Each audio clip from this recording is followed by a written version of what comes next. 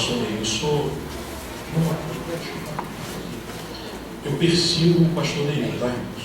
Eu sou um perseguidor do pastor Neil, um admirador, e temos um amor em comum, que é o reverendo Caio Fábio. Eu me apaixonei mais ainda pelo senhor depois daquela declaração que você fez lá para ele. Então, assim, é um prazer ter ele aqui, porque, pastor Neil, a ideia de trazer o senhor aqui não é apenas porque o senhor está conhecido no Brasil, mas é porque eu fui em Betânia e nós nos apaixonamos pelo trabalho que o senhor faz. Eu falei, Deus, me dá graça para conseguir fazer em proporções menores em Palermo, conseguir mudar a situação desse bairro, a situação da nossa localidade. Então, é um prazer ter o senhor aqui, tá? E essa igreja é sua, como o senhor falou com o reverendo, essa igreja é sua, fique à vontade. Eu queria que você aplaudisse o Senhor.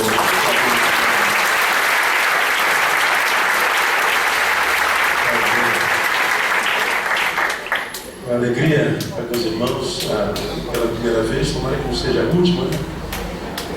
Alexandre me convida há muito tempo, já tem tempo. O cara é chato, o cara é perseverante, e é bíblico, né? Tem que perseverar até a morte, e ele perseverou, estou horrível. Não é falta de querência, de vontade, é falta de oportunidade mesmo, possibilidade de atender a todos os convites, encontrar Arcanjo foi meu filho por alguns anos. Você ainda passa por palhada. Eu falei, eu não perdi a humildade toda ainda não, né? Tive semana, tem um mês que eu tive ali em Mesquita, um mês mais ou menos. Saindo de Mesquita, meu ex me manda para dentro de uma comunidade, tinha nada a ver com o meu rumo. Aí eu estou entrando ali para dentro, rapaz, eu não conheço o que é Baixada. Aí eu falei, pô, esse caminho está errado, não é você. O ex deve estar endemoniado, está me levando.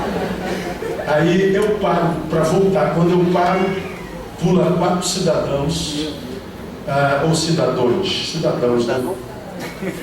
Qualquer coisa, deu para entender, os dois certos, né? Aí pula os 4 camaradas na minha frente, tudo com fuzil na mão, pistola. Aí eu falei, Waze miserendos. Na mesma hora, eu acendi a luz de dentro, botei as 2 mãos para fora, as 2 mãos para fora, e falei, ó, sou pastor, tá tranquilo. O Waze que me trouxe para cá, não tenho nada. Estou vindo da comunidade evangélica de Mesquita, pastor Seu Farley. Eu sei que o Seu Farley tem trabalho social, então deve estar lá dentro, né? Eu estou aqui, estou vindo ali do Seu Farley. Pô, tu não tem cara de pastor não, porque eu não tenho, né? Um cara de tudo, menos de pastor. E a minha barba está parada, geralmente deixa ela grande. Aí eu falei, não tem cara, mas sou. Né? Aí ele meteu a cara dentro do carro, cadê tua Bíblia? Minha Bíblia é um iPad. Mas que eu falo, Senhor, da tua mão, entrega o meu espírito. Eu falei, cara, minha Bíblia é meu iPad. O iPad é Bíblia, pastor? Que parada é essa? Aí ele me deixou pegar o iPad, botei na Bíblia Sagrada aqui.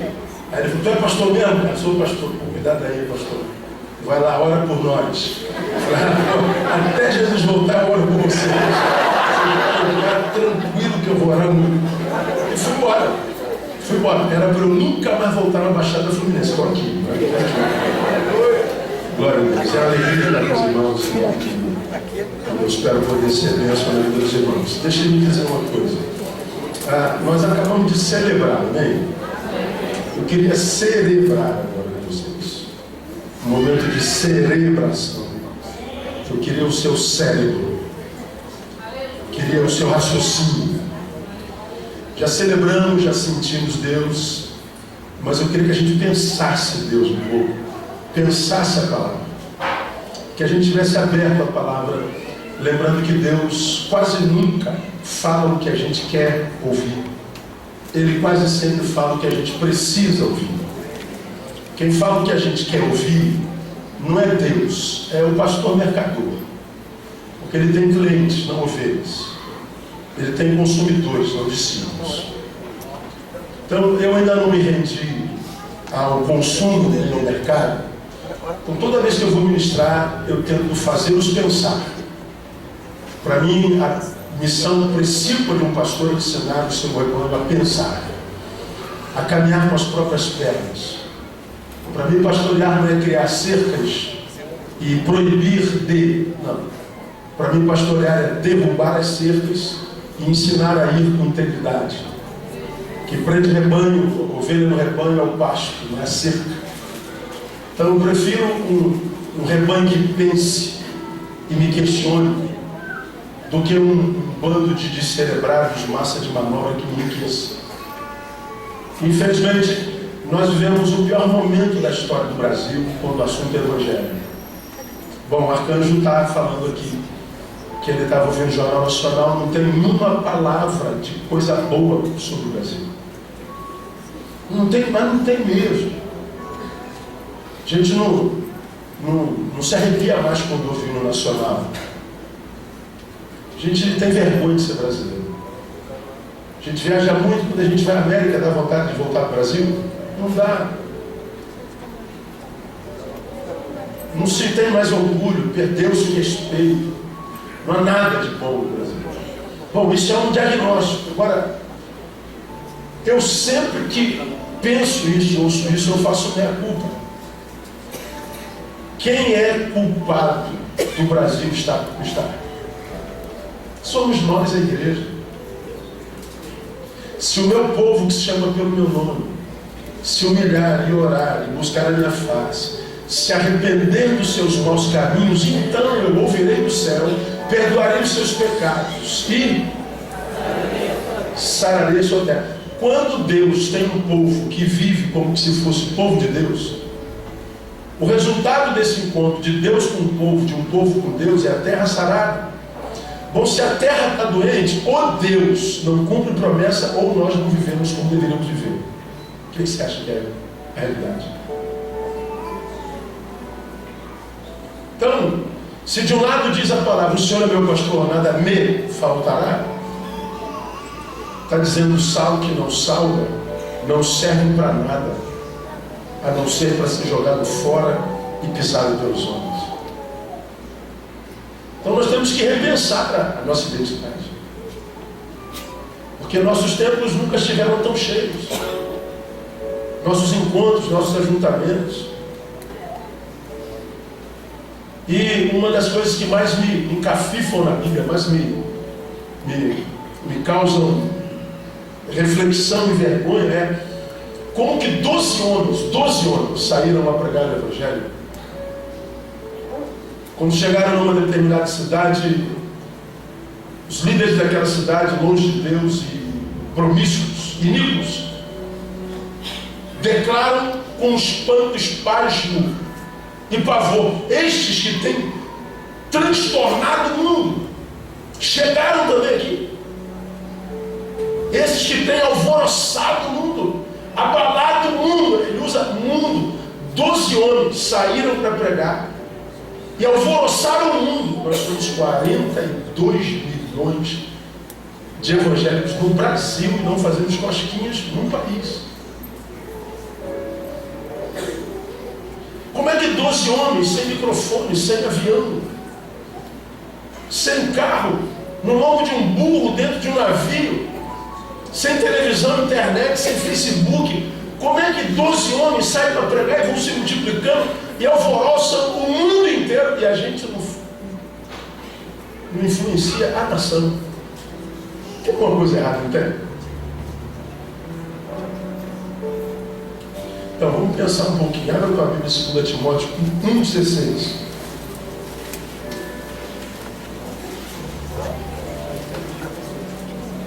Quero falar sobre um homem chamado Onesíforo. Você conhece o Onesíforo? Bom nome para colocar no filho, quem está grávida. Aí tu vai poder chamar Zizi, né? Onesíforo, Zizi, vem cá, tá pode chamar.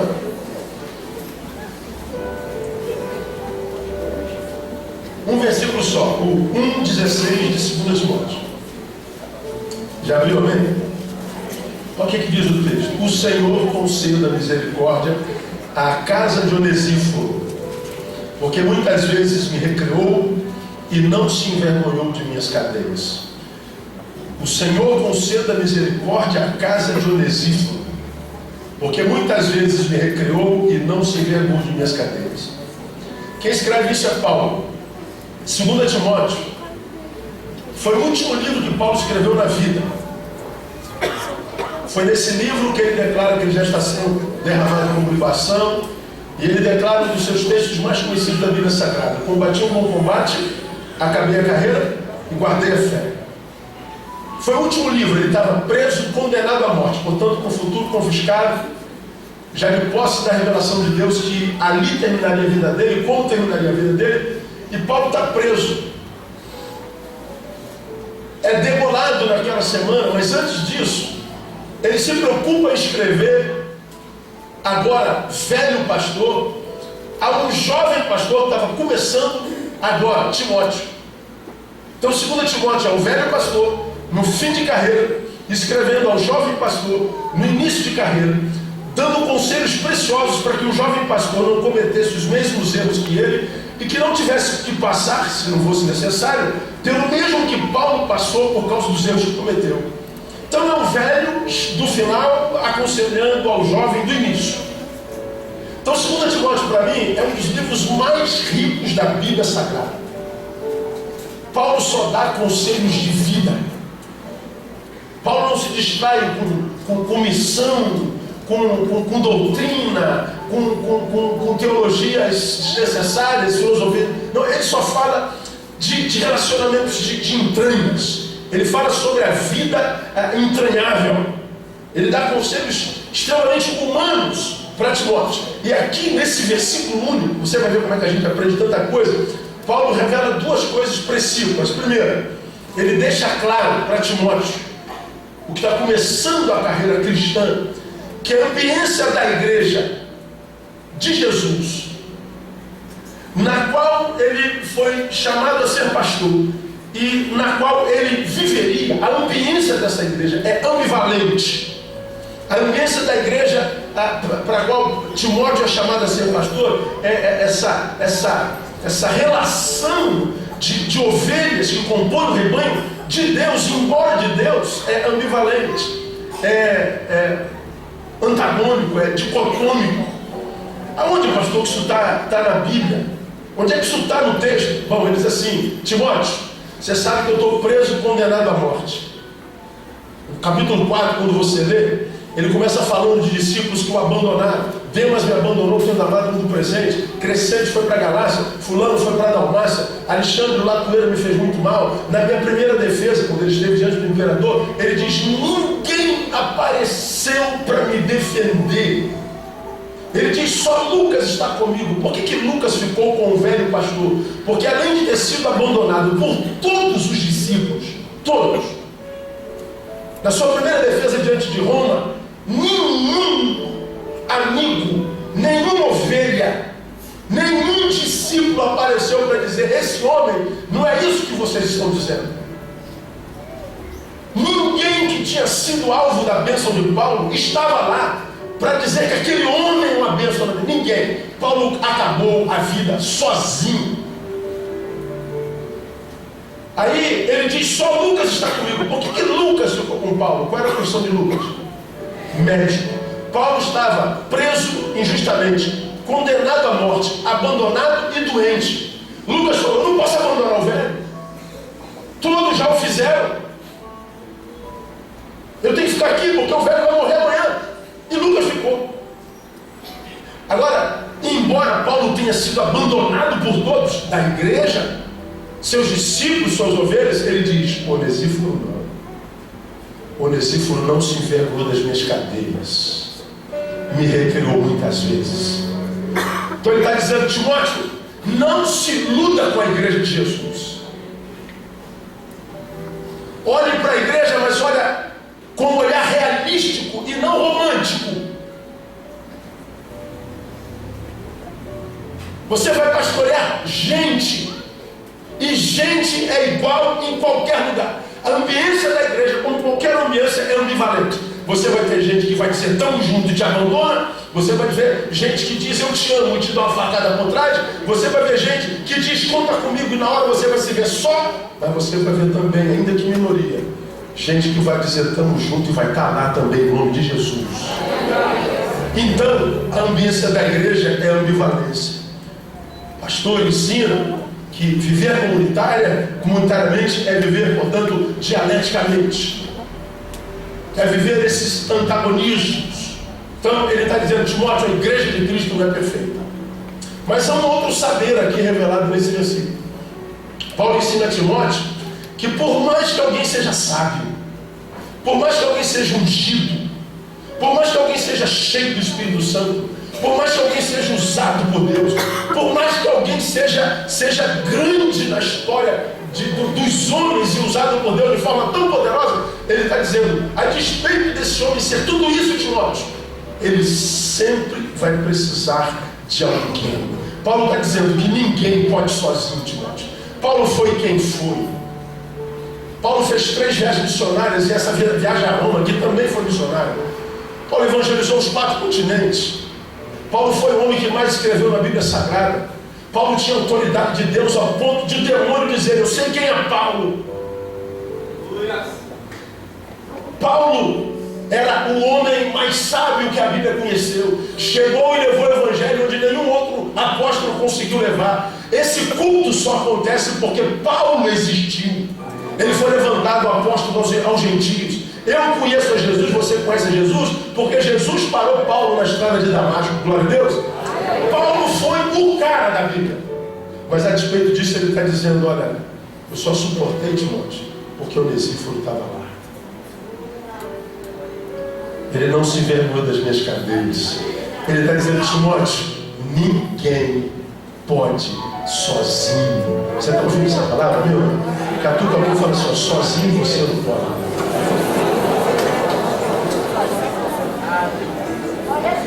Isso é uma realidade do Gênesis. Não é bom que o homem esteja o quê? Só. É possível. Nunca será bom. Você pode optar por viver sozinho. Problema nenhum, Deus respeita isso. Nunca será pleno. Nunca será bom.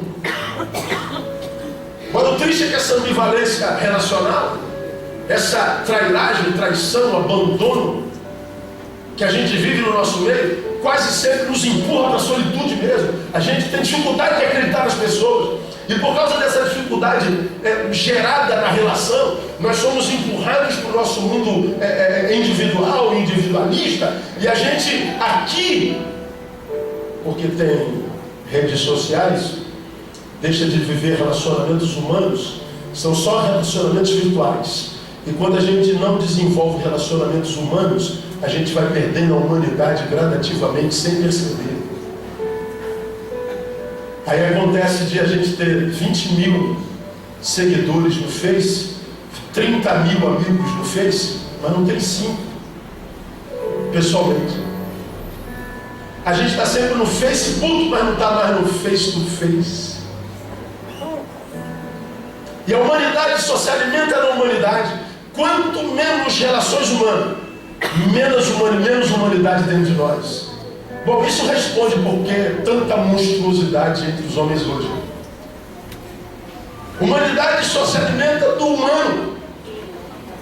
Paulo está dizendo, Timóteo, nunca permita que a ambivalência relacional dentro da qual você vai existir roube de você a alegria de se relacionar. Ninguém pode sozinho.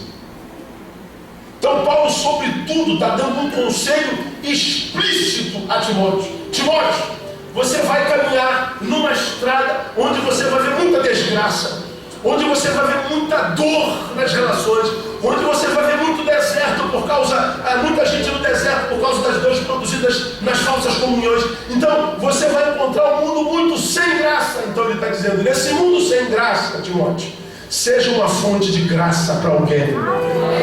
Nesse mundo sem graça, Timóteo, seja uma fonte da graça de Deus na vida de alguém. Nesse mundo, Timóteo, onde pessoas morrem de sede, de vontade do outro, seja uma fonte que sacia o outro no nome de Jesus. E da onde Paulo tira isso? Eu só suportei o deserto da cadeia. Eu só suportei o abandono da cadeia. Eu só suportei o inferno da cadeia. Porque Onesíforo não se envergonhou das minhas cadeias. Eu me apaixonei por Onesíforo. Agora, olha que coisa interessante. O texto diz Olha lá, que Onesíforo muitas vezes me recreou. Olha como é que a Bíblia é linda, né, cara? Você sabe o que é recreio? Recreio é a melhor parte do período de aula.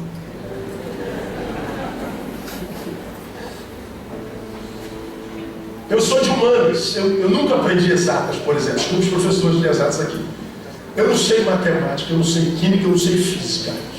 Eu, quando estudei matemática, química e física, eu ficava estudando, meu Deus, aonde é que eu vou usar essa tabela periódica na minha vida?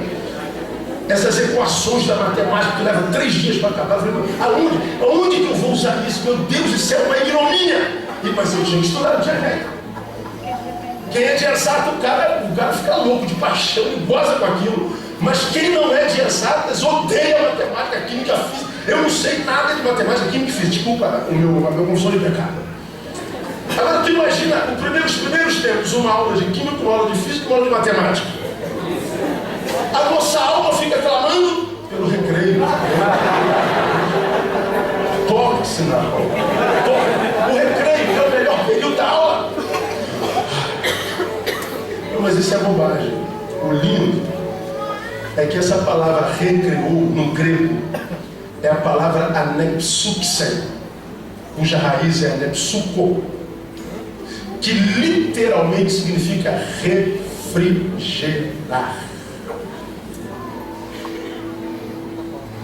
Refrigerar ou reviver mediante a ar fresco.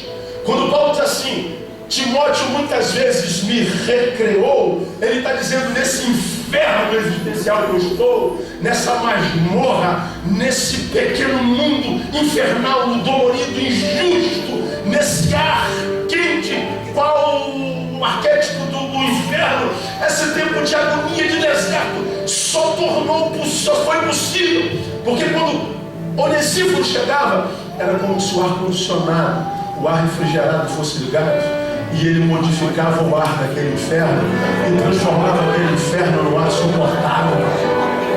Você está entendendo o que eu estou falando? Você entenderia fácil se a gente desligasse esses refrigeradores agora. Todas as portas fechadas, janelas fechadas, esse templo cheio, desliga o ar-condicionado, o ar refrigerado. Daqui a pouco você não está conseguindo respirar, você está começando a suar, você está começando a molhar, você perde o prazer da vida, você perde o conforto, você perde o desejo de estar aqui. Esse lugar começa a ser o lugar menos desejado do planeta, porque está muito quente, isso aqui está um inferno, pelo amor de Deus. Mas o ar refrigerado torna a ambiência suportável, agradável. Sabe o que Paulo está dizendo? Eu estou abandonado, estou condenado do futuro, confiscado, doente. Eu estou vivendo o pior momento da minha história, da minha vida. Mas sabe por que eu suporto e glorifico o Senhor? Porque o Onesíforo não se esqueceu de mim. Ele mudava a ambiência do meu inferno. Já se apaixonou por Onesíforo?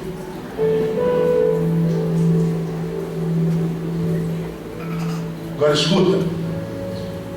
Penso que todo cristão deveria ser assim.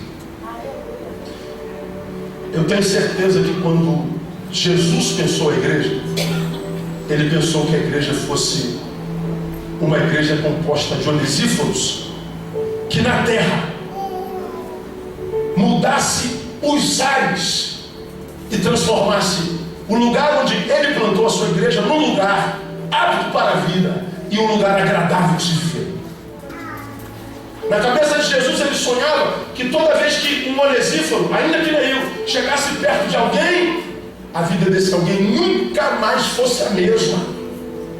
Não por causa do que Jesus fez a vida dele, mas por causa do que eu fiz a vida dele. Transformei o inferno dele num inferno suportável. E porque o inferno dele foi mudado pela minha presença, isso geraria a fome dele de conhecer quem é que fez de mim um ser que muda ares até de inferno. Isso é ser sal. O sal, quando a gente come demais, gera o que na gente? Sede. Se eu sou sal e como esse cara, o que eu faço? Eu gero sede nele. Sede de quem? Do Jesus que me habita. Igreja deveria ser isso. Vós sois o sal da terra, Você vai andar nesse mundo que jaz no maligno? Ora, onde jaz o maligno? No inferno. Qual é o lugar da habitação do inimigo? No inferno. Ora, o inferno não é só aquilo que a gente imagina ser um lugar de fogo ardente. É um lugar onde está ausente a manifestação de Deus. Qualquer lugar onde Deus não se manifeste é o inferno. Portanto, nós vemos um tempo, embora Deus esteja em todo lugar, nós estamos num tempo onde Deus não pode se manifestar em todo lugar. E se Deus não se manifesta em todo lugar ou em toda pessoa, não se manifesta porque aquela pessoa e aquele lugar não tem onesífero para criar uma ambiência para que Deus se manifeste. Porque o Brasil está como está. Porque os ares do Brasil não são ares para a manifestação de Deus. A gente fala de avivamento, mas aqui dentro, irmão. A gente fala de avivamento mais sensitivo, epidérmico, cronológico, que dura o tempo do culto. Cadê os frutos da igreja brasileira? Todo cristão deveria ser assim. Você imagina se nós fôssemos 42 milhões de evangélicos onesíforos?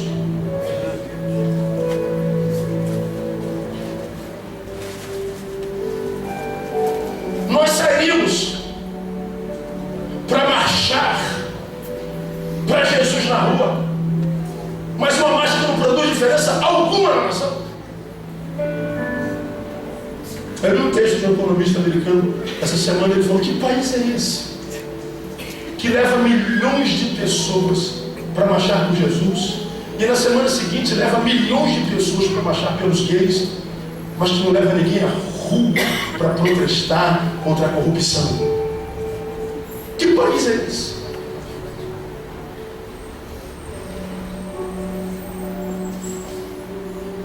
Hoje tem tanta vergonha, digo eu, estou falando do Neil, tá? Você não precisa concordar comigo, não. Quando alguém me identifica como pastor, como aconteceu agora. Eu estava num determinado estado, onde eu fui pregar, e eu fiz minha ficha no hotel. Aí botei pastor. Aí o atendente falou assim: seja bem-vindo, pastor. O cara estava sentado no hall do hotel e mandou logo: homofóbico. Nunca me viu. Mas isso se chama na psicologia de processo associativo. O pastor está vinculado a uma causa. Qual a causa? A causa homossexual. O que os pastores fazem? Brigam contra os gays.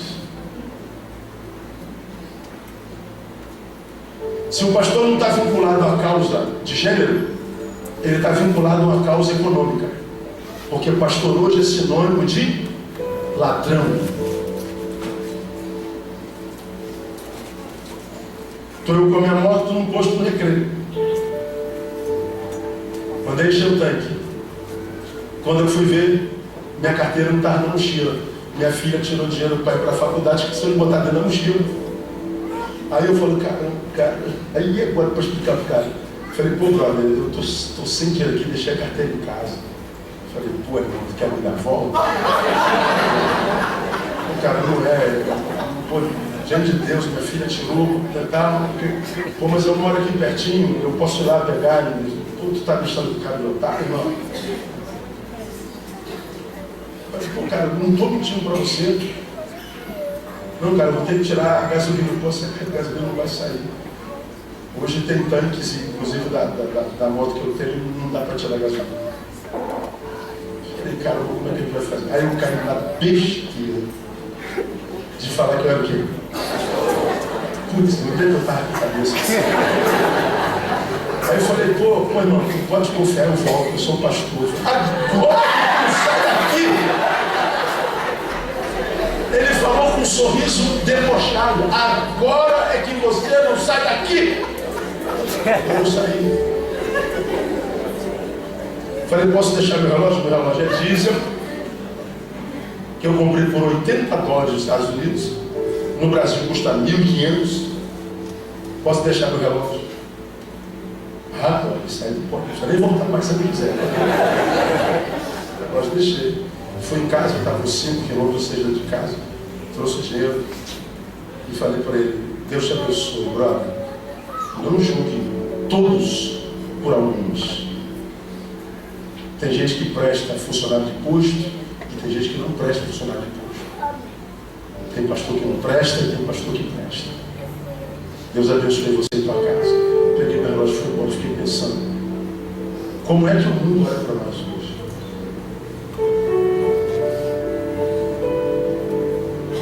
Bom, nós somos ufanistas, vivemos lá tudo que somos mais vencedores. Mas o que é vitória para nós?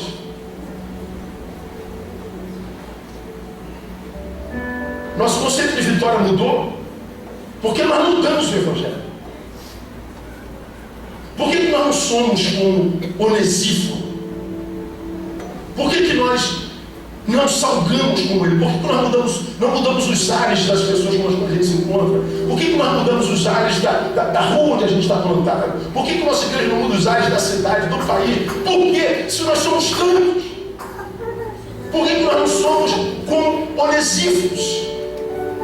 Porque quando eu penso sobre Onesíforo, eu penso a minha vida, eu penso a minha existência, eu penso o meu papel como homem de Deus na cidade, na história. Que tipo de crente tenho sido eu? Onde eu passo pelo Brasil é honra para lá, honra para cá, todo mundo tem que tirar foto, e eu fujo de televisão, fujo de rádio, ninguém me vê em lugar nenhum. Eu falei: de onde vem essa honra que me tem dado? Que tipo de gente sou eu? Porque eu não gostaria de ter honra nenhuma, a não ser pelo serviço que eu presto ao lugar onde Deus me plantou como pastor de igreja. Não gasto um centavo com foto, com imagem, com promoção, com marketing. Eu quero ser conhecido só pelos frutos, como Jesus ensina. Eu sou fruto. Agora, por que nós não somos como Onesíforo? Eu vou dar 2 razões para vocês, pensem comigo. Nós não somos como Onesíforo, primeiro, por egoísmo. Egoísmo é amor. Você sabia disso? O egoísta ama. Ninguém pode falar que o egoísta não ama. Egoísta vem de ego, eu, mas ismo, egoísmo. Ego, eu. O ismo é um sufixo que dá a ideia de fenomenologia, de fenômeno. O egoísta é aquele que o fenômeno, ou seja, a vida, o ser, o que é. Quando eu falo de fenômeno, eu falo do que existe, eu falo do que é. Desculpa a linguagem filosófica, mas é para explicar melhor. Quando eu falo egoísmo, eu estou falando que o fenômeno da minha vida, aliás, eu reconheço como vida unicamente aquilo que é chamado de eu. Egoísmo. Por que eu digo que a gente não é como Onesíforo? Cadê o egoísmo? Porque se chegou até mim, basta. Mas peraí, você já está alimentado? Mas tem gente com fome do teu lado. Talvez porque eu não tenha se achegado a Deus como eu cheguei. O problema é dele. Você está sofrendo de alguma legalidade. O problema é teu. Ao invés de nós sermos tomados por misericórdia porque sofre, nós nos ensoberbecemos porque nós não sofremos.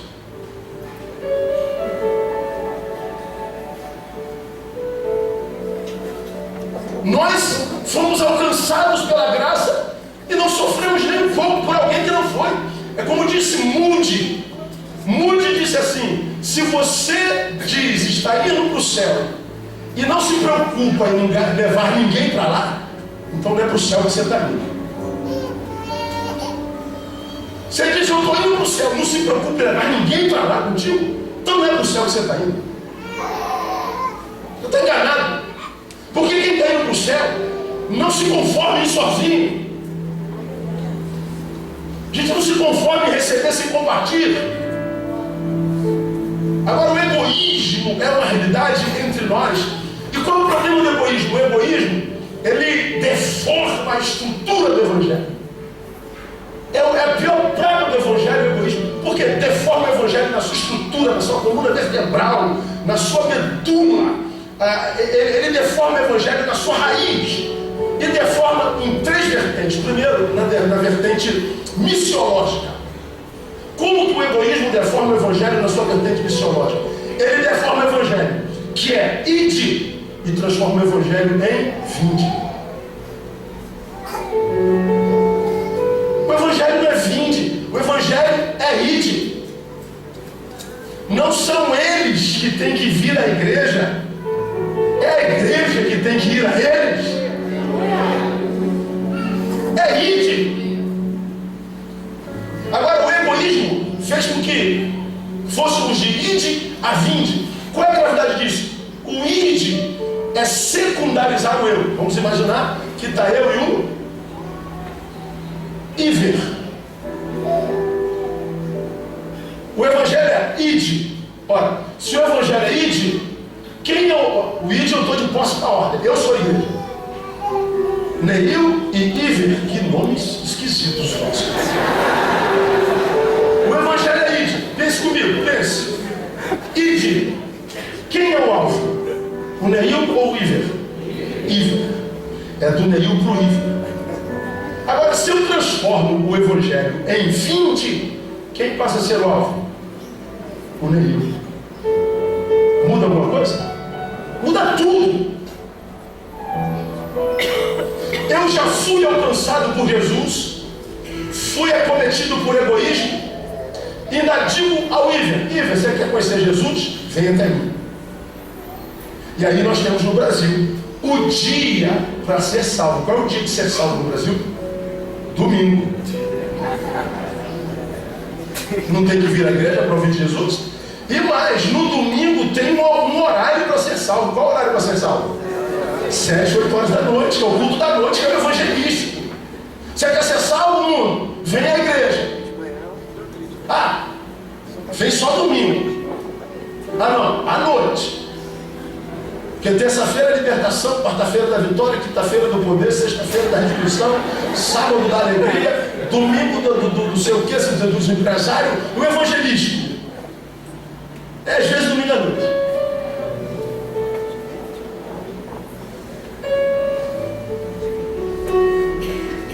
Não se fala mais de salvação, fala de prosperidade, fala de se dar bem, de ganhar dinheiro, fala de arrumar a própria vida. Escuta o que eu vou lhe falar. Se eu deformo o evangelho de ide a vinde, cometo dos piores pecados, porque eu não tenho autoridade, a igreja não tem autoridade para dizer vinde a mim. Só Jesus pode dizer isso. E só ele diz vinde a mim. A quem? A igreja? Não, a ele. E como é que alguém vai a Jesus? Bom, alguém vai a Jesus quando eu sou ponte entre ele e Jesus. E guarde no seu coração, quando eu me encontro com Jesus, eu não cheguei no porto final. Eu cheguei no caminho. Jesus diz: eu sou o caminho. Quando eu me encontro com Jesus, eu não cheguei aonde deveria chegar. Eu cheguei no caminho pelo qual ir.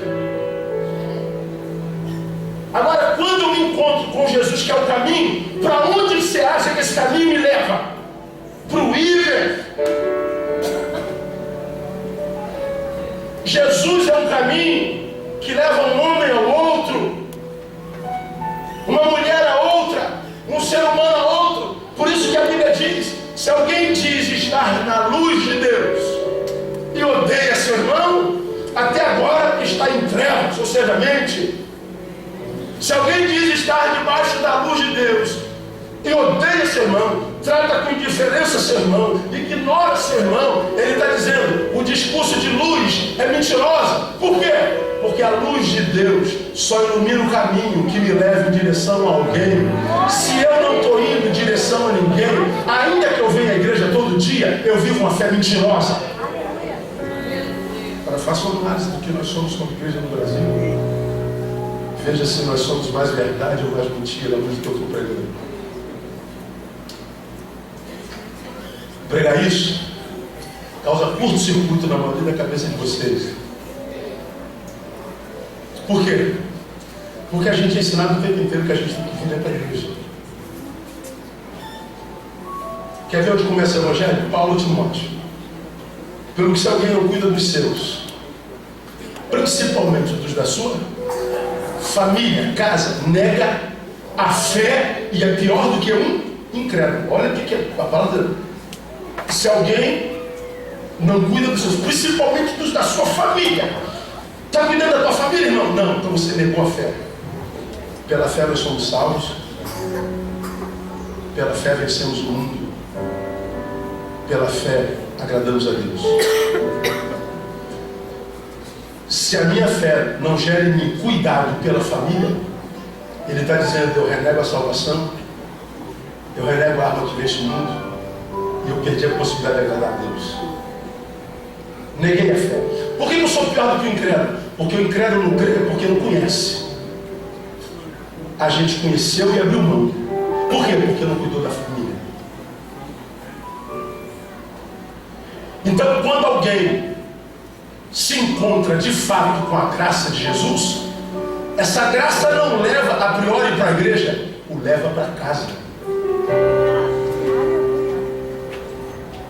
Cuidar dos seus. Olha, quando o pecado chega a nós, o que o pecado faz? Faz deforma essa perspectiva de cuidado. O que o pecado faz de pior no ano? Deforma a capacidade de cuidado,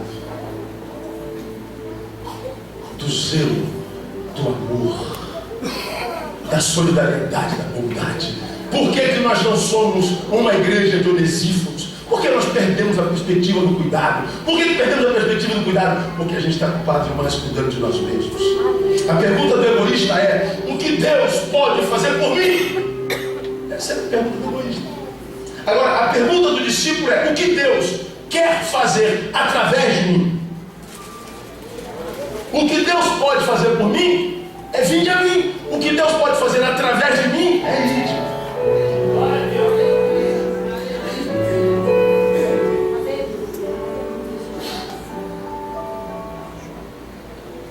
Essa atitude deforma o evangelho de ativo para passivo. Aí, olha os danos.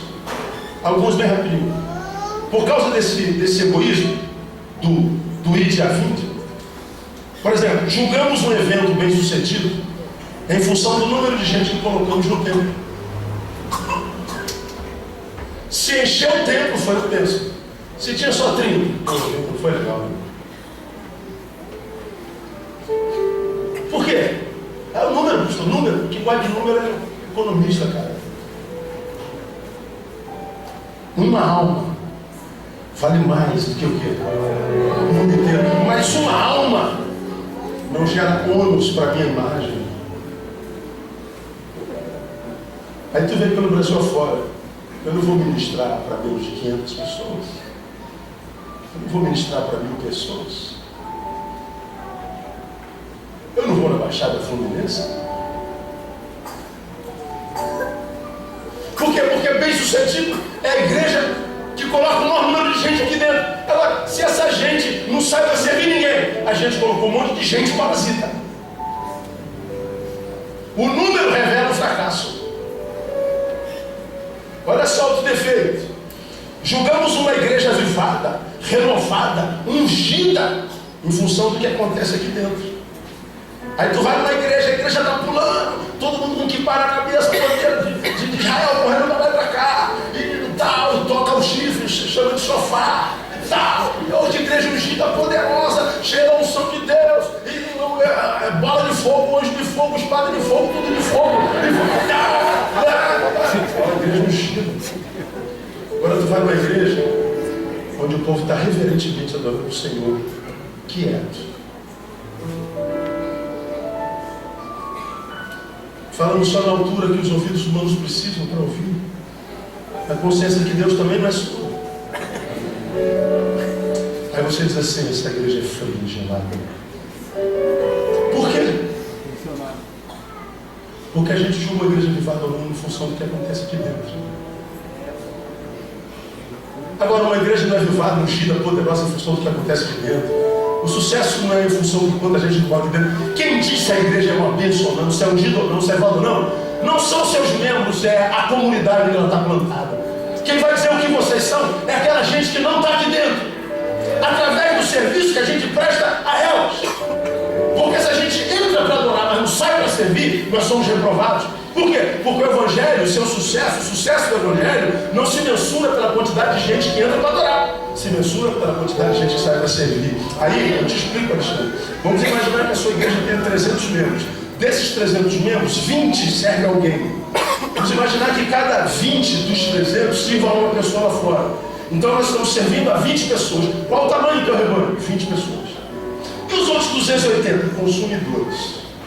Não servem para nada. A nossa igreja é do tamanho do rebanho que a gente serve. A igreja local é do tamanho daquela gente que não entra na igreja e que é servido por ela. E que só vai entrar por causa do serviço. Não é porque trouxe o famoso arcanjo, o famoso pastoreio. É porque vocês são tão relevantes aqui em Palhada. É porque os Salles de Palhada mudou de tal forma que essa igreja foi, desde que essa igreja foi construída. É porque é tanta gente sendo abençoada, famílias restauradas, menores sendo alcançadas, a glória do Senhor, a de vida humana melhorando. É que essa igreja vai ser tida por avivador. Senão é só barulho do sino derretindo. Não é palhada, mas é palha pura. Consequência disso, veja, do id ao vinde, gastamos mais tempo, quase todo o tempo, com atividade no templo do que serviço ao próximo. Aí, como eu falei, segunda-feira do poder, terça-feira dos empresários, quarta-feira da vitória, quinta-feira da glória, sexta-feira não sei o quê, sábado não sei o quê, domingo não sei o quê. Todo dia a gente vem para a igreja, todo dia. E o pior, vem para a igreja todo dia e se acha excelente crente, mesmo que não tenha servido absolutamente ninguém naquela semana. Mas ninguém nos ensina isso. O Evangelho virou 20. Quanto mais eu venho, mais santo eu sou. Quanto mais eu venho, mais crente eu sou. Quanto mais eu venho, mais Deus me dá. Não me interessa se alguém está... Eu estou dando porque eu vim, pastor, mas o Evangelho não é 20.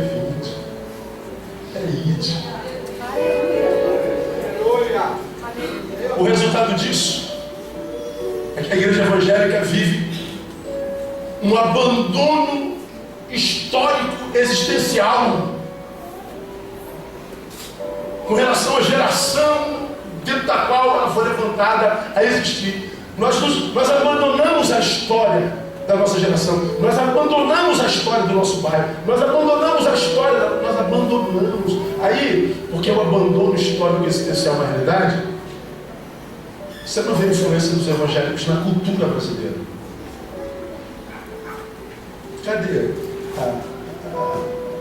a influência da igreja na televisão? Cadê a influência da igreja no teatro? Cadê a influência da igreja no esporte? Cadê a influência da igreja onde? Como, por exemplo, a influência do candomblé na Bahia.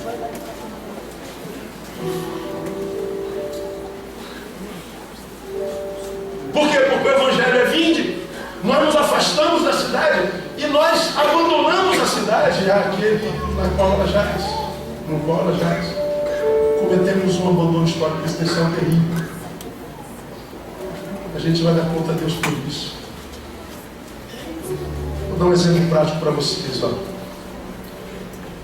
A igreja brasileira arrecada 60 milhões de reais por dia. Pense, 21,5 bilhões de reais por ano. Tem noção do que seja isso?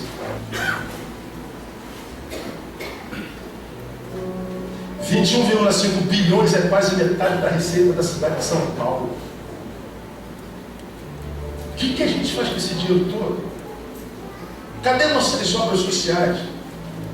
Cadê nosso serviço? Para que precisamos de tanto dinheiro? Para usar onde?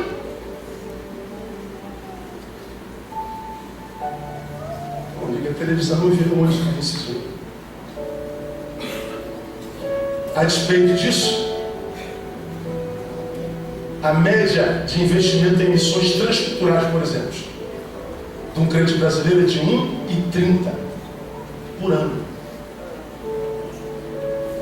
Sabe quanto o crente investe por ano em missões transculturais? R$1,30. O que a gente tem que sentir? Orgulho de ser igreja?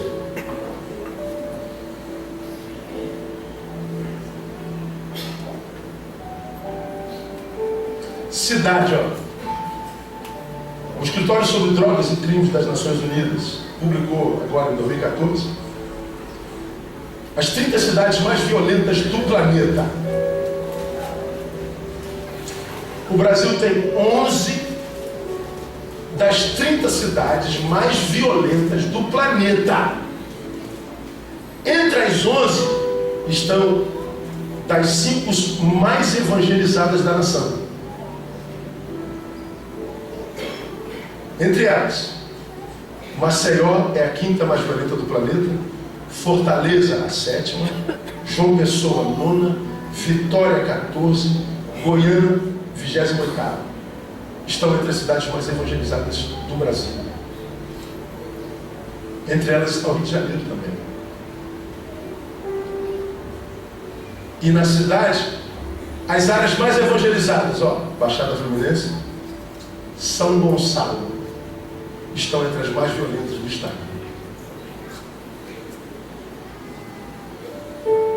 Como pode isso? Que evangelho é esse que melhora a qualidade da cidade? Se nós éramos 10 ladrões da cidade, 5 ladrões se converteram, é para aumentar. Os furtos ou para diminuir? A metade do ladrão se converteu, pô.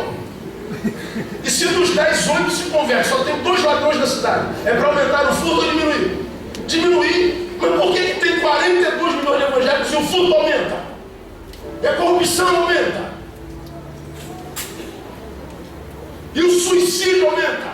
E o divórcio aumenta? Tudo que é de ruim aumenta. O Brasil é o maior país cristão do planeta.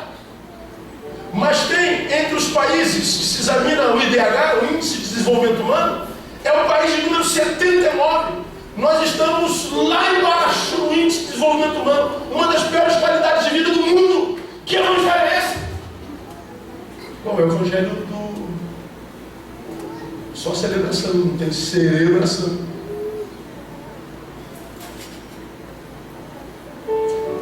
Paulo está dizendo, sabe por que eu suportei esse inferno? Porque o Onesíforo me recreou. Sabe por que o Brasil está sucumbindo? Porque não tem Onesíforo para recreá-lo. Nós temos que levantar como igreja. Nós precisamos fazer alguma coisa, nós precisamos voltar ao Evangelho. Nós precisamos, porque os números denunciam o nosso fracasso. Eu não posso entender pessoas achando que a igreja está maravilhosa só porque os templos estão cheios. O número revela o nosso fracasso.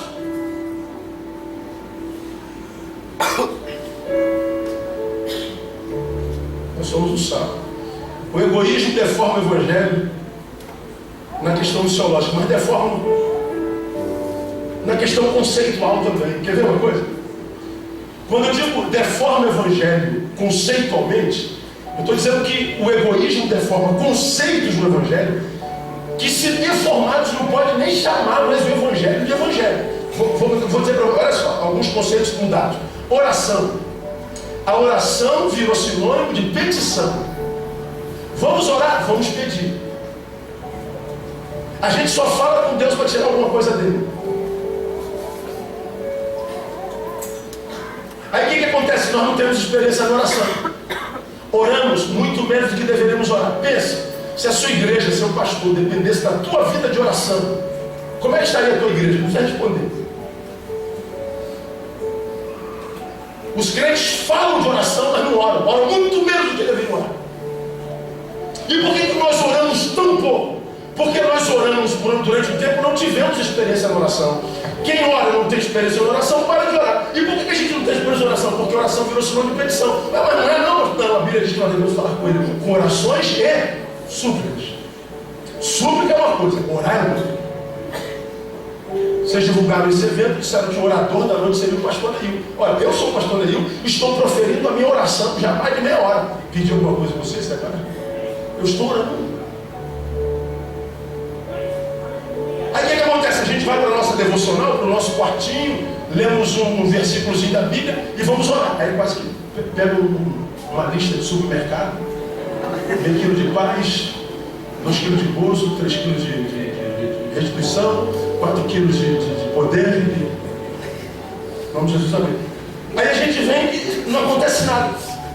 A gente assim, sai da minha devocional. Aí você está vindo para o quarto amanhã, está crente que Deus está feliz porque você está indo para o quarto para orar.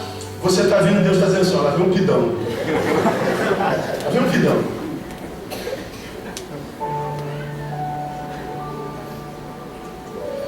Eu explico, eu tenho 2 filhas, uma de 24 e outra de 20. Uma faz psicologia, outra faz biologia. Vamos imaginar que essas minhas 2 filhas, é uma imaginação, me tratassem assim como pai. Uma chega perto de mim na sexta-feira. Pai, estou apaixonado por ti, não dou mais para viver sem ti. Tu és o amado da minha alma, pai. Eu te amo. Pai, tem 50 anos, você aqui, meus amigos. Volta só na sexta-feira. Pai amado, que saudade, não dá mais para viver sem ti, pai. Pai, eu trago a marca da promessa do Senhor. Ó Senhor, oh meu Deus do céu. A gente ama a Bela. Pai, tem 50 aí? Tem. Volta só na sexta-feira. Pai, estou apaixonado por ti, meu pai, tu és o amado da minha alma, meu amor. Tem 50 aí, pai, tem. Volta só na outra sexta-feira.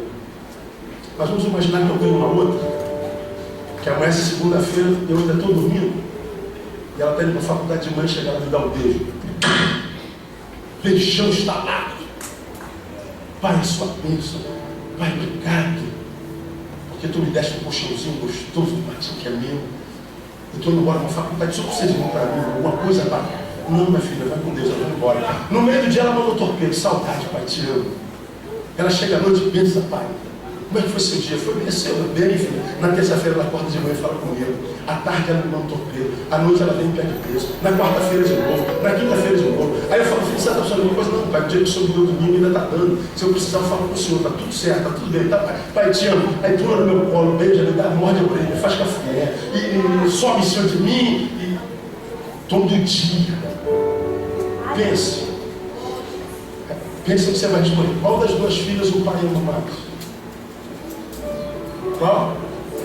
Ama igual. Qual das 2 filhas dá mais prazer? A segunda.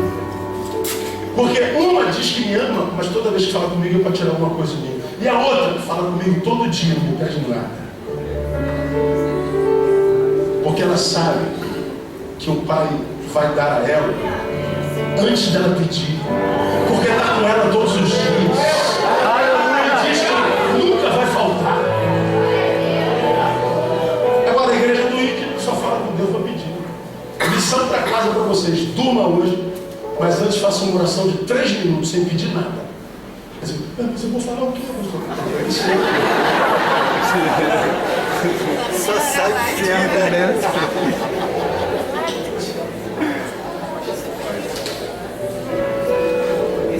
Reformamos o conceito de bênção. Aqui o crente evangélico acha que ele é abençoado porque a bênção chegou até ele. Eu sou abençoado quando a bênção chega até mim. Quem falou que a gente é abençoado porque a bênção chegou até nós? Isso é um equívoco. Oh, Deus me abençoou. Por que você abençoou? Porque você pediu a ele, chegou até você. Você não foi com a sua bênção. É como se eu tivesse com sede e pedisse a Deus, Deus abençoe o meu servo. Eu estou com sede. Deus abençoe o teu servo. A água chegou. Aí eu... Irmãos, eu quero contar uma bênção. Deus me abençoou. O que foi, pastor? Eu estava no deserto e pedi água. Deus mandou água para mim. Aí você estava com sede, a água chegou. Você acha que é abençoado? Não, você é um descendantado. Você não é um abençoado. Ah, eu estava com fome, o pão chegou. Não, você é um faminto. Não está mais faminto, você é um alimentado, não um abençoado. Ah, eu estava andando a pé e Deus me deu um carro. Você é abençoado meu carro, você é um motorizado. Eu não sou abençoado quando a bênção chega. Porque o só sal, onde é que está a influência do sal? O sal só presta para colar na carne. Sal dentro do salão não serve para nada. O poder do sal está na influência. Olha, se a igreja é sal, o poder dela está no relacionamento, no encontro. Porque eu me encontro de verdade e Deus matou minha sede. Porque eu me encontro de verdade, eu sei que tem gente perto de mim que está com sede também. E a água que Deus me deu para aquele dia foi mais do que eu precisava, sobrou água. Eu era um sedento, agora eu sou um descedentado. Mas conheço gente que está com sede, eu tenho água. Aí eu compartilho. Agora eu sou um abençoado. Eu não sou abençoado quando a bênção chega até mim. Eu sou abençoado quando a bênção que chegou a mim chega até a vida de alguém. Se a bênção que chegou até a mim não chegou na vida de alguém, eu sou um descedentado parasita, reprovado por Deus. O abençoado não é quem recebe, é quem produz. É como um doceiro. O que você espera de um doceiro? Que ele produz o quê? O que você espera que um padeiro produza? O que você espera que uma costureira produza? Costura. O que você espera que um abençoado produza? Bênção. Eu não sou abençoado pelo quanto eu ajunto, mas pelo quanto eu tenho capacidade de generosidade para compartilhar. Aleluia.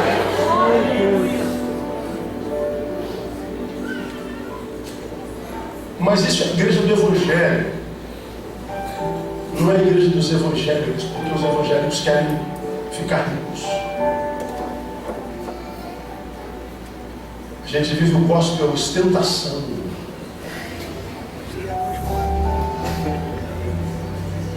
Deformamos o conceito de culto. O culto virou entretenimento antropocêntrico.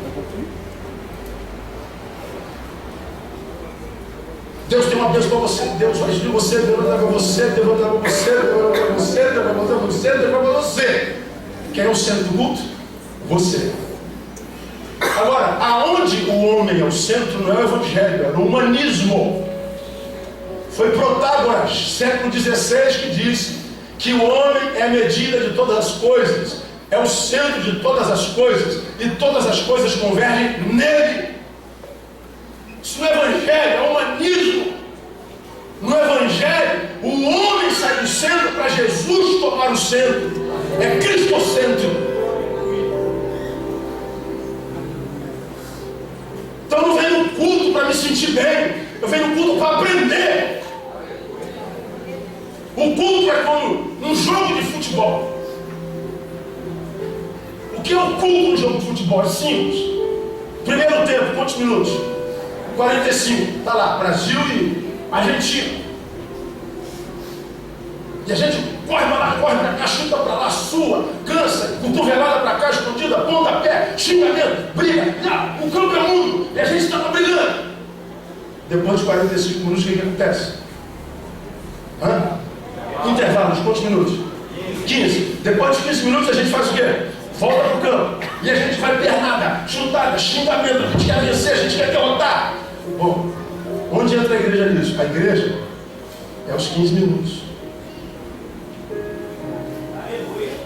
O campo é o quê? No ouvido. Lá a gente está lutando contra o inimigo. Lá a gente está dando pernada, a gente está recebendo pernada. Lá a gente está tentando resgatar, a gente está querendo chegar ao alvo. Aí a gente luta. Daqui a pouco, vem para a igreja, 15 minutos. O técnico diz assim: você está errando aqui, igreja. A palavra diz assim, igreja. Essa é a estratégia, igreja. Igreja Gatorade do Espírito Santo, igreja. Gelo aí, você se machucou, fica de pé, fica no banco um pouquinho. A gente está aqui e a gente cura, a gente pega estratégia, a gente recebe direção. E depois a gente volta para o mundo. O campo é o mundo. Igreja é um intervalo. Igreja não é um jogo. Não é aqui que a batalha se dá. Me desculpa, irmão.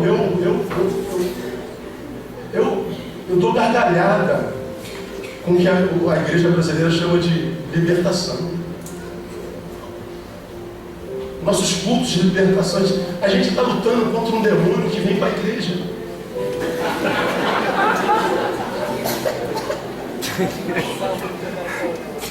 Imagine se você fosse um demônio. Isso é imaginação. Vamos imaginar que você fosse um demônio, estivesse a serviço daquele que vem matar, roubar e destruir. Tu tem poder de pegar o corpo de uma pessoa. Tu pegou o corpo de uma pessoa, tu vai trazer ele para a igreja? E mais, no culto de libertação, para dar fogo na testa. Se eu tivesse poder para pegar um corpo, eu jogava debaixo do ônibus. Eu pulava com ele da passarela. Se eu tivesse poder de pegar o corpo de um pai de família, eu fazia assassinar sua família inteira. Eu estuprava minha filha. Se eu tivesse poder de pegar um corpo, eu fazia se suicidar, morrer de overdose. Mas não, a gente luta contra o demônio que vem para a igreja. Todo demônio, aparece a irmãzinha lá com a voz de homem. A gente traz o demônio. Qual o teu nome? Quem te mandou? Profissão? CPF? Comigo, igreja, em nome de Jesus? Tá! Oi? Veja o poder de Deus. Esse demônio é quase amigo. Traz gente para a igreja. Ó, o demônio que entrou em Judas não tirou a razão dele nem um instante. Tendo Satanás entrar em Judas, o levou ao Senado para negociar com os pretores. Judas está dentro da mais plena razão. Sabe o valor de cada moeda. Sabe negociar. Ó, o produto que eu tenho é o Messias. Quero 50 moedas de ouro. Que é isso? Você está maluco? Dou 20. Não, 20 não. Então me dá 40. Vamos fechar em 30? Fechou em 30. Ele volta para casa e fala, não, peraí, vocês não vão saber quem é Jesus. Como é que a gente vai aprender Jesus? Jesus não é igual aos pastores evangélicos. Ele não tem uniforme. Ele parece com um povo. No meio da multidão ninguém sabe que ele é o número 1. Ó, vamos fazer o seguinte, quem eu beijar vocês pegam. Ó, o cara está dentro da mais plena razão. Satanás e Judas levou Judas a ganhar dinheiro com o nome de Jesus.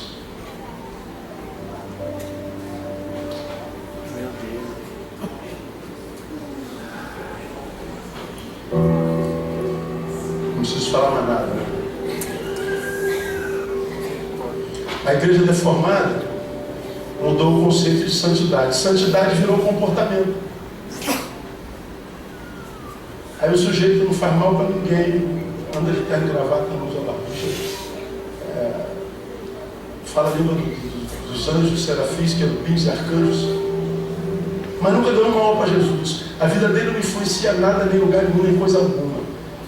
Ele é santo aqui dentro. Ele fala a língua de Gabriel, mas não sabe falar a língua do seu filho adolescente. Ele sabe falar a língua dos serafins, mas ele não sabe falar a língua da esposa. Ele não sabe ler os olhos da filha, que estão tomados por angústia, de solidão. Uma filha órfã de pai vivo.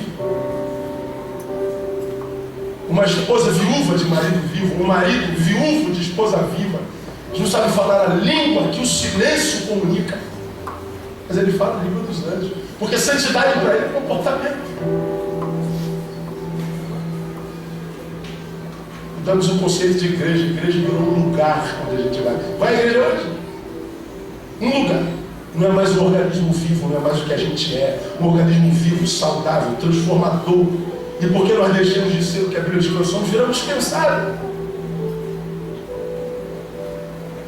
Deformou o conceito do Evangelho.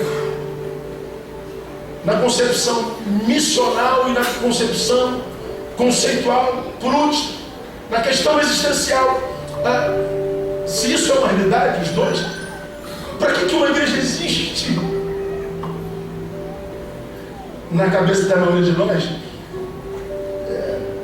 achamos que existimos para nos reunirmos. Igreja, reunião. Não, só que a reunião da igreja foi a razão da ira de Deus contra ela. Isaías fala isso. De que me serve a minha multidão de vossos sacrifícios, diz o Senhor.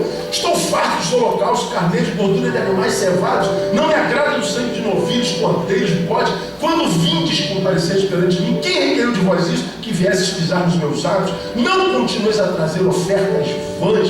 Seu incenso é abominação para mim. As duas novas, os sábios, convocação solene, eu os abomino. Não posso suportar a iniquidade do ajuntamento solene. Deus está falando do quê? Da liturgia do seu povo. do culto do seu povo, das ofertas do seu povo. Deus está dizendo: eu não suporto mais. Quando estendeis as vossas mãos, esconderei de vós os meus olhos. Ainda que multipliqueis as vossas orações, não ouvirei, porque as vossas mãos estão cheias de sangue. Aí ele diz: lavai-vos, purificai-vos. Aí ele diz: aprendei a fazer o bem, buscai a justiça, acabai com a opressão, fazei justiça ao órfão, defendei a causa da viúva. Ele está dizendo: muda o lugar onde eu plantei você. Só que isso é trabalho, e a gente não foi acostumado a lidar com trabalho. Quem trabalha é Deus por nós, não nós pelos outros. Por isso que a indústria do milagre faz sucesso. Por que o milagre faz sucesso na igreja brasileira? Porque o milagre pressupõe trabalho. Você não precisa fazer nada, Deus faz tudo. Olha que tristeza, estou terminando. Eu tenho um amigo missionário no norte da África que foi missionário no Afeganistão por 8 anos, fala o árabe fluentemente. Hoje ele está no norte da África. Vocês estão vendo o que o Estado Islâmico está produzindo contra os cristãos mundo afora. Um soldado do Estado Islâmico foi visitar a família no norte da África. E o Caleb conheceu esse soldado do Islã. E ele conversando, ninguém sabe que ele é cristão, ele trabalha com esporte. Ele perguntou para o soldado islâmico: arcanjo, por que vocês estão fazendo isso com os cristãos? Meu Deus, de onde vem tanta ira, de onde vem tanto ódio? Por que vocês fazem isso com eles? O que os cristãos fizeram para vocês? Olha a resposta do soldado: os cristãos não fizeram nada, os cristãos não fazem nada. E a nossa revolta é essa. Eles dizem que creem num Deus que é poderoso.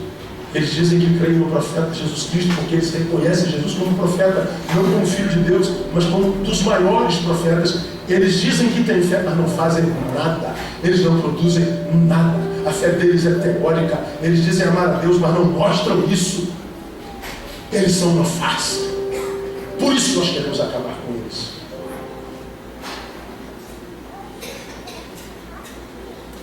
Se perguntar para o nosso povo o que a gente faz, o que você vai dizer para eles? O que os cristãos fazem no Brasil? Para eles, nós lutamos contra os homossexuais. Só.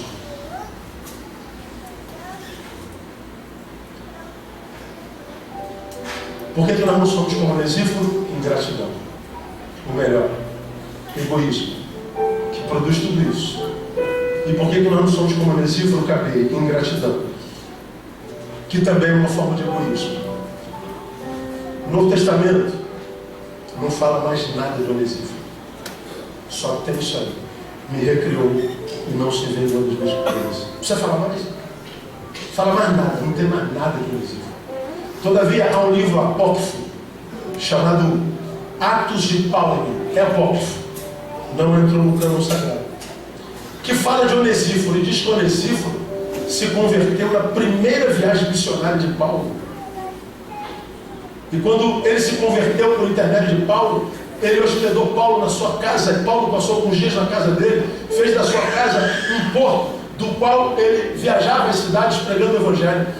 Onesíforo recebeu na sua casa o grande apóstolo Paulo, o famoso apóstolo Paulo, o grande homem de Deus, o homem que foi levantado apóstolo aos gentios. Onesíforo recebeu na sua casa. Só que aqui nesse texto não tem mais um grande homem de Deus, não tem um grande apóstolo, não tem um famoso Paulo, tem um prisioneiro, fracassado, abandonado e doente. Onesíforo estava com Paulo quando Paulo estava lá em cima, e Onesíforo está com Paulo quando Paulo está lá embaixo. Gratidão. Eu não sirvo pelo que tu tens, eu te sirvo pelo que tu és. Gratidão. Por que a gente não serve como Onesíforo? Porque a gente é ingrato.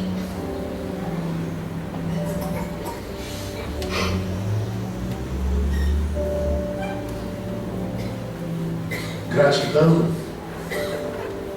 no grego é chariti. Graça, charis. Gratidão é produto da graça. A chariti vem da charis. O primeiro fruto de quem entrou debaixo da graça de Deus, o primeiro fruto de quem entrou debaixo da charis é chariti, é gratidão. E eu não tenho como servir esse cara pensando no que ele pode me dar. Eu tenho que servir esse cara lembrando do que ele já me deu. É por isso que eu não posso cobrar para pregar, cara. É por isso que eu não posso escolher auditório. É por isso que eu não posso fazer só culto para empresário. Por que o empresário tem culto e o culto do office boy não acontece? Tem culto do serviço de pedreiro.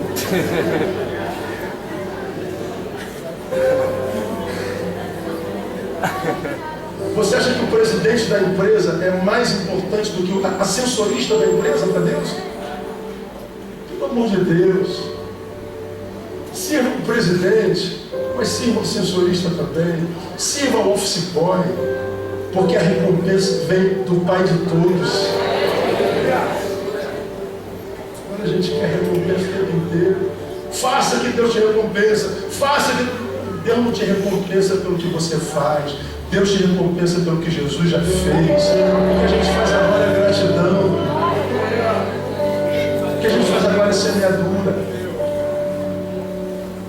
É por isso que a gente não é onesífero. Então, Alexandre, a única forma de pastorear sem ABC é gerando um rebanho de onesíferos. Porque senão o pastor adoece. Pense, por que a igreja brasileira está doente? Porque os pastores estão doentes. Doente gera doente. O problema é que a doença não aparece porque nós ficamos ricos. Nossas igrejas estão lotadas. Mas acaba a reunião, a gente volta para os nossos quartos, para a nossa solidão. O que tem é angústia, irmão. O que tem é vazio. O que tem é dúvida e solidão.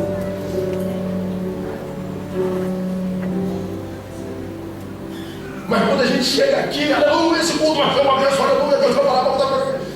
Temos que transformação, ele estava aqui atrás agora chorando de angústia. Mas quando botou a cara aqui, pronto, muda tudo. Deus me guarde. A felicidade é um caminho de retorno. Nós somos felizes somente quando somos felizes, quando não tem ninguém olhando para nós. Porque se a sua felicidade é fotografável, apenas, a sua felicidade é do inferno. Por que você acha que o Facebook faz tanto sucesso? A gente não consegue dar um passo sem que a gente fotografe para que todos vejam.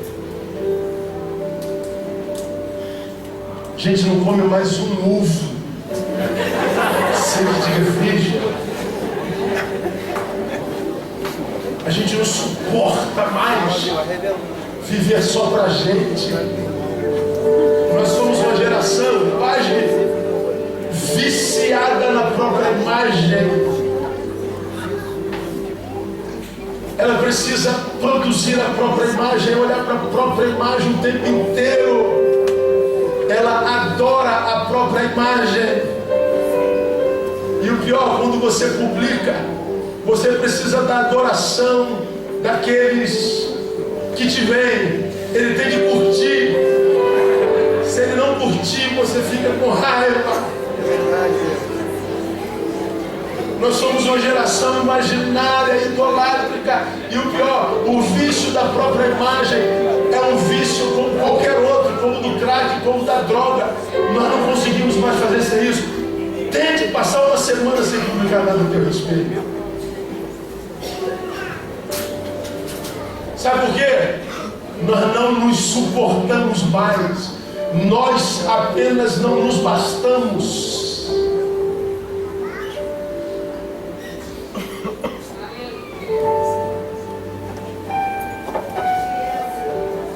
Deus tem misericórdia de nós.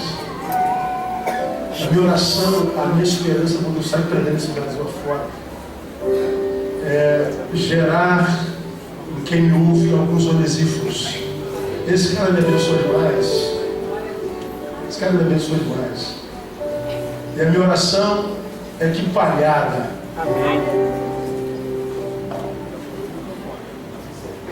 diagnostique a Assembleia de Deus de Palhada como uma Assembleia de Deus de onesíforos. E que quando o Senhor voltar a perguntar que tipo de igreja é essa, não sejam vocês quem dizem, essa é uma igreja abençoada, porque não são vocês quem dizem isso, é a cidade.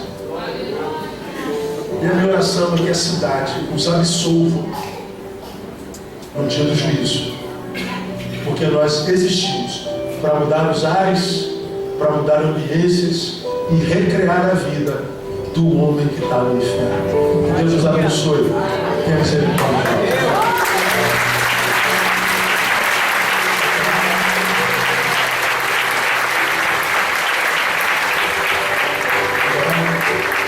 Sua cabeça um pouquinho. Ó Deus, muito obrigado por essa noite. Muito obrigado por essa palavra, muito mais por aqueles corações que ela alcançou hoje. Que nessa comunidade pequenina, mas muito bem intencionada, que nessa comunidade tu possa gerar onesíforos, a começar dos seus pastores, que sejam homens que mudem a vida das pessoas, que amem as pessoas e não o que elas têm, que amem a cidade, não o que eles podem tirar dela, e que homens assim gerem discípulos assim, e que Nova Iguaçu saiba que por causa da melhora da qualidade de Palhada, que a cidade saiba que existem onesíforos nesse lugar. Tem misericórdia de nós, perdoa-nos por causa do nosso egoísmo, da nossa ingratidão. Queremos ver a glória do Senhor espalhada pela nossa cidade, pelo nosso estado, pelo nosso país. Queremos um dia, Deus, se possível, na nossa geração ainda, ver o Jornal Nacional dizendo que o Brasil é um país de melhor qualidade de vida no mundo. Um país que não é conhecido só pelo futebol, pelo carnaval, mas pela glória de Deus. Ajuda-nos a sermos os agentes dessa transformação. Nós oramos, despedimos e abençoamos essa comunidade no nome de Jesus, nosso Senhor, que vive e reina para sempre. Amém e aleluia. Vamos aplaudir, Deus abençoe.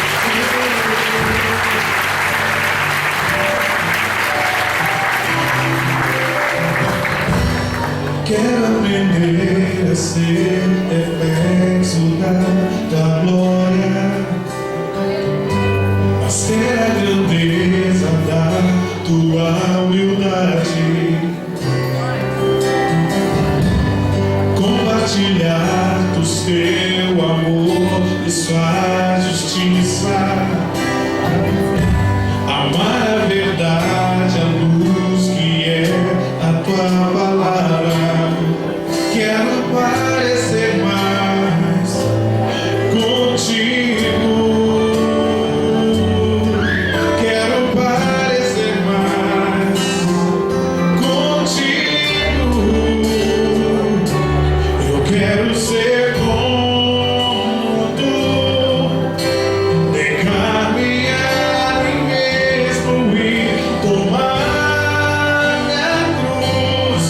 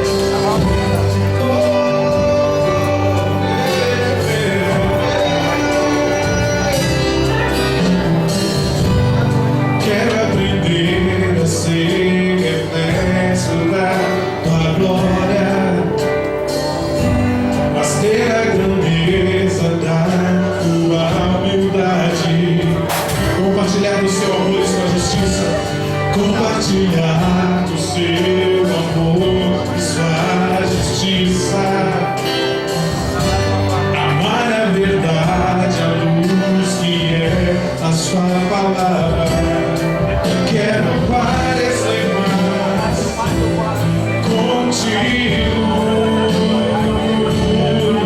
Quero parecer mais contigo. Eu quero ser como tu, negar-me a mim mesmo e tomar minha cruz, ser mais submisso do que ser honrado. Eu quero parecer mais contigo. Eu quero ser como tu, negar-me a mim mesmo e tomar minha cruz, ser mais submisso do que ser honrado. Eu quero parecer. Será que você pode cantar isso? Eu quero, Senhor, eu quero ser como tu. Eu quero ser bom, negar-me a mim mesmo, negar-me a mim, e tomar minha cruz, e tomar minha cruz, ser mais submisso do que ser honrado, submisso do que ser honrado. Eu quero parecer mais contigo. Cante mais uma vez, é isso, diga. Eu quero ser bom, negar-me a mim mesmo, negar-me a mim e tomar minha cruz, ser mais submisso do que ser honrado. Eu quero parecer mais contigo.